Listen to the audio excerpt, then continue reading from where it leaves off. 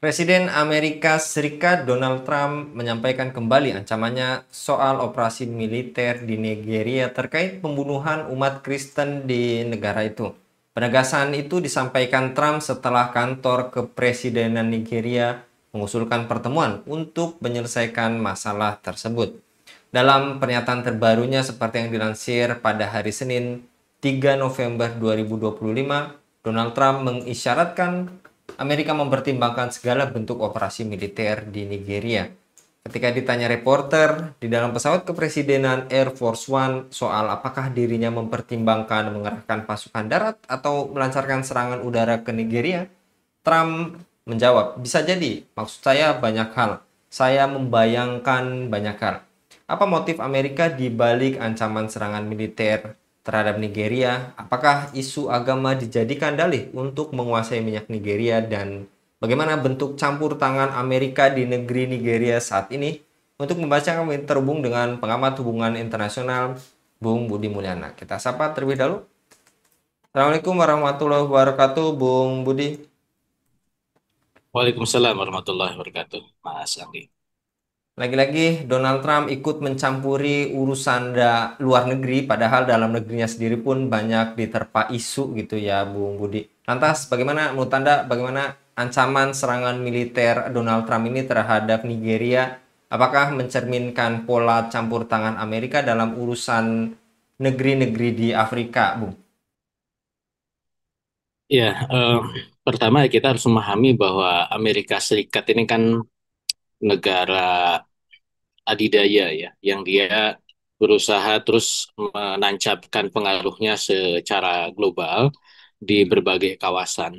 Jadi tidak hanya dia kuat di negaranya ya, atau bahkan hanya di benuanya, tetapi juga dia berusaha menanamkan pengaruhnya di seantero penjuru bumi, termasuk di Afrika yang tentu jaraknya sangat jauh dari Amerika Serikat ya. Dan ini menjadikan pola yang sama keterlibatan Amerika Serikat di berbagai kawasan, terlibat dalam konflik-konflik ya. Eh, Satu waktu dia ada di Timur Tengah, satu waktu dia ada di Eropa, satu waktu dia ada di Asia Timur, termasuk juga di Afrika ya, di Nigeria ini. Tentu eh, selain dia menancapkan pengaruh secara global, pasti ada kepentingan-kepentingan Amerika ya dalam keterlibatannya itu. Karena tentu juga ada negara-negara di mana Amerika itu tidak tidak masuk ketika memang kepentingannya itu tidak relevan untuk bisa hadir di sana. Nah, untuk case di Nigeria ini setidaknya ada beberapa poin ya. Yang pertama memang ada isu agama. Eh, di situ muncul dalam bahasa Amerika ya, ekstremisme Islam ya. Dulu dikaitkan dengan terorisme yang itu kemudian menyasar eh, umat-umat Nasrani di sana, dan itu menjadi isu yang diangkat selain dari isu kemanusiaannya, tetapi juga isu pertentangan antara eh, ekstremisme Islam dengan nilai-nilai yang diusung oleh Amerika Serikat. Tetapi juga tentu tidak hanya itu ya, Amerika juga melihat bahwa Nigeria ini kan negara yang juga punya sumber daya alam yang menjanjikan gitu. Yang dimana memang kemudian negara-negara lain sudah mulai mencoba masuk ke sana, gitu. China, kemudian Rusia ya. Di situ sudah ada beberapa kerjasama dengan Nigeria, maka Amerika berkepentingan juga untuk menjaga hegemoni ekonominya ya di Afrika Barat ini, di Nigeria ini gitu. Sehingga dengan begitu eh, masuknya negara pesaing secara global, anggaplah tadi Cina atau Rusia, itu bisa dicegah atau diantisipasi, ataupun kalaupun mereka boleh masuk itu masih dalam koridor tidak mengganggu kepentingan ekonomi Amerika Serikat di kawasan gitu. Jadi setidaknya dua hal itu yang menonjol ya dari upaya intervensi Amerika Serikat di Nigeria, Mas Anggi. Dan menurut Anda, apakah retorika Donald Trump soal pembunuhan umat Kristen di Nigeria hanyalah dalih untuk memperluas pengaruh yang tadi Anda sampaikan di wilayah penghasil minyak itu, Bung Budi? Ya, tentu sekecil apapun isu yang memang bisa menguntungkan buat Trump, itu dia akan manfaatkan. Ya. Apalagi ungkapan ini kan isu umat Kristen dibantai di Nigeria ini kan juga diangkat oleh Trump dalam masa kampanyenya ya, eh, di sebelum dia diangkat menjadi presiden. Karena memang Trump ini kan membutuhkan dukungan dari kaum konservatif Kristen di Amerika Serikat untuk kemudian mendapatkan dukungan mereka gitu. Dan ini juga bagian dari lobby-lobby kaum konservatif Kristen di Amerika untuk kemudian bisa menguatkan ya pengaruh misionarisme mereka di kawasan Afrika gitu.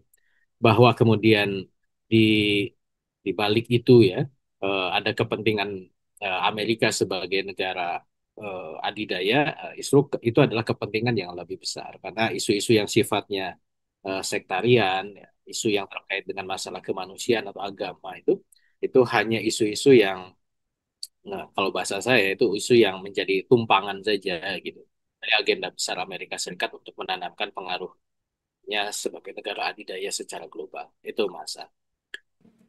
Lantas, bagaimana keterlibatan Amerika serta Inggris dalam sektor minyak Nigeria yang akhirnya memperdalam ketergantungan politik serta ekonomi negara tersebut pada kekuatan kolonial lama ini, Bung? Ya, Inggris itu kan eh, dia aktor utama di Afrika ya. eh, Sebelum Amerika tampil di kancah dunia internasional. Kita tahu pasca perjanjian Berlin di tahun 1818, di situ negara-negara Eropa memetakan ya wilayah Afrika itu pembagiannya seperti apa oleh negara-negara Eropa. Ya. Penempatan buat Inggris, kemudian juga ada Belgia di sana, ada kemudian Jerman, ya, Italia. Ya. Di sisi lain Amerika itu kan belum menjadi negara yang berkiprah secara global gitu. Dan jejak kolonialisme Inggris di Afrika itu sangat-sangat kuat ya. Termasuk kemudian ketika mulai ditemukan eh, minyak ya di Afrika, selain juga terjadi di Timur Tengah gitu ya. Inggris sudah punya perusahaan yang berperan di bidang energi. Ya. Ada Royal Dutch Shell ya, itu gabungan antara Inggris dengan Belanda, kemudian juga ada British Petroleum ya, itu dari Inggris. Tentu mereka ini perusahaan-perusahaan Inggris yang juga melakukan eksplorasi dan apa namanya eh, bisa menghasilkan keuntungan minyak ya buat Inggris gitu. Nah, eh, ketika Amerika Serikat mulai naik ke permukaan dan terlibat di dalam perpolitikan dunia ya pasca Perang Dunia Kedua, maka disitulah kemudian Amerika juga mulai berusaha untuk menggeser ya posisi Inggris di wilayah-wilayah kolonialnya, baik kemudian di Asia, Timur Tengah, termasuk juga di Afrika gitu.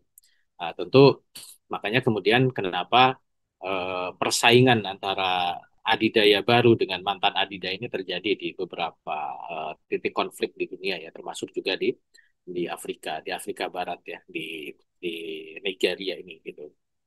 Sehingga ya pasti Inggris itu kan tidak begitu begitu saja kan membiarkan Amerika dengan mudah mengambil alih wilayah yang dulu dia kuasai gitu. Maka disinilah kemudian muncullah isu yang dimunculkan, kadang terjadi kudeta-kudeta militer atau mungkin juga Amerika bagaimana mensupport instabilitas ya dengan mendukung wilayah-wilayah separatis atau juga sebaliknya gitu ya.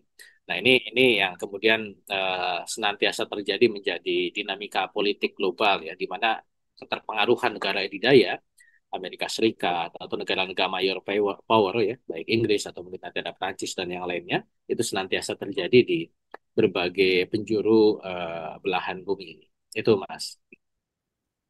Dan mengapa para pemimpin di Nigeria menilai intervensi serta pernyataan pejabat Amerika ini sebagai bentuk penjajahan baru, serta bagaimana Islam dipandang sebagai solusi alternatif yang menyeluruh, Bung, untuk kasus Nigeria bahkan intervensi negara penjajah ini, Bung?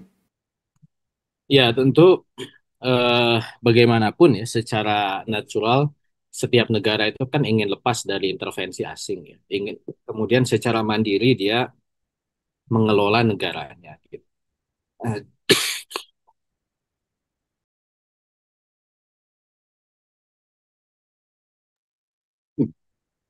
ya, mohon maaf. Namun tentu adanya jejak-jejak kolonial ya, yang dimana memang dulu ada ketidakseimbangan kekuatan di masa lalu. Ya. Negara-negara Afrika termasuk Asia itu adalah negara-negara lemah yang kemudian mereka dijajah oleh negara-negara Barat, yang khususnya Eropa, yang mereka secara teknologi sudah lebih maju, itu menjadikan akhirnya beberapa wilayah di dunia ini, terutama di wilayah dunia ketiga ya, Asia, Afrika ya, itu menjadi wilayah-wilayah yang dikolonialisasi oleh negara-negara Barat gitu.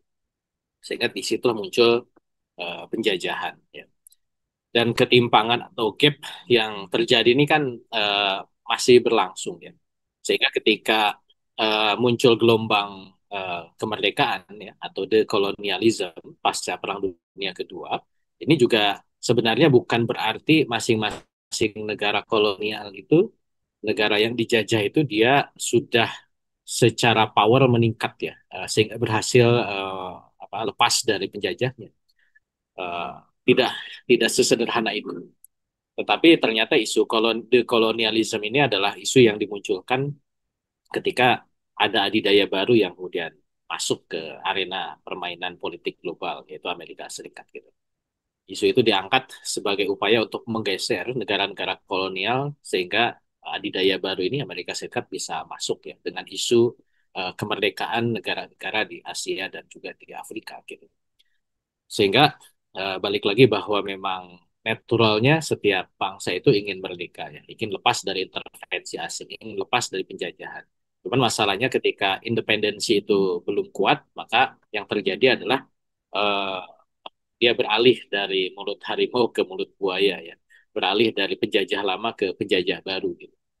Nah, inilah yang menjadi PR ya buat umat manusia, khususnya ya dunia Islam, bagaimana kemudian bisa membangun negara yang mandiri, negara yang independen, yang berdiri di atas kaki sendiri ya, yang tidak berada di bawah pengaruh-pengaruh asing gitu.